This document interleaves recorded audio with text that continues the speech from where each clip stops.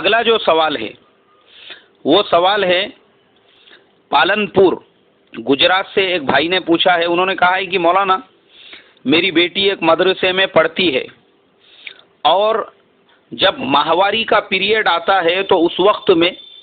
قرآن پاک جو حفظ میں میری بیٹی حفظ کر رہی ہے تو اس وقت میں کچھ مسائل پیدا ہوتے ہیں. کچھ کہتے ہیں کہ قرآن پاک کو ہاتھ لگائے بغیر بھی تم تلاوت کر سکتی ہو, کوئی کہتا ہے کہ کپڑے میں پکڑ کے تلاوت کر سکتی ہو. اس کے بارے میں آپ تھوڑی سی رہبری فرمائیں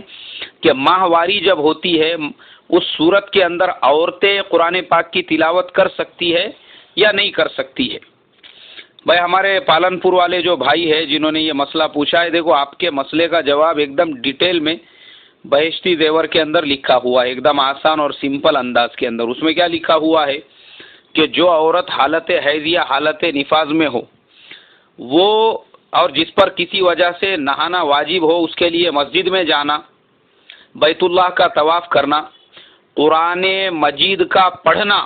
اور قرآن مجید کو چھونا بالکل بھی درست نہیں ہے. البتہ اگر قرآن مجید جزدان میں یا رومال میں لپٹا ہوا ہو یا کسی کپڑے کی تھیلی کے اندر ہو, کسی بیگ میں ہو, یا آج کل جو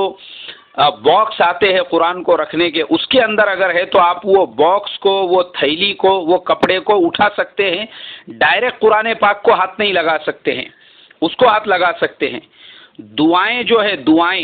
وہ دعائیں پڑھنا تو آپ کے لیے صراحتاً جائز ہے, دعائیں پڑھنے میں کوئی حرج نہیں ہے, مگر قرآن پاک کی جو تلاوت ہے اس کے بارے میں بھی حضرت نے آگے لکھا ہے کہ اگر کوئی لڑکی حفظ کر رہی ہو اور اس دوران اس کو حیض آنا شروع ہو جائے تو حیض کے دنوں میں قرآن پاک نہ پڑھے. جو پڑھا ہوا ہے اس کو یاد رکھنے کے دو طریقے لکھے ہیں کہ آج کے زمانے کے حساب سے میں اس میں تھوڑی سی آپ کو ترمیم کر کے بتا رہا ہوں. جیسے موبائل ہے, ٹیپ ریکارڈر وغیرہ کے اندر وہ لڑکی اس قرآن کو سن سکتی ہے لیکن زبان سے نہیں پڑھ سکتی.